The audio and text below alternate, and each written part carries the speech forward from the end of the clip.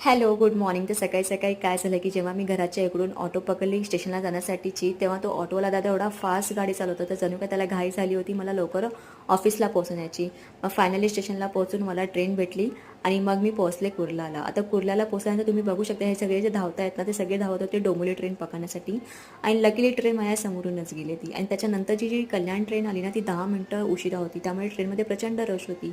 पण त्या रशमध्ये पण मला बसायला जागा भेटली, ते महत्त्वाचं होतं. आणि मग फायनली आम्ही ऑफिसला पोहोचलो. दिवसभराची आमची जी काही कामं होती ती केली आणि मग आम्ही निघालो ऑफिसमधून घरी येण्यासाठी. पण मला घरी न जाता आधी जायचं होतं देवळात, कारण श्रावण महिना आहे आणि दुसरा सोमवार होता. तो मंदिर ज्यानं तो बंद आहे. मग मी फटाफट ऑटो केली आणि पोहोचले देवळात जाण्यासाठी.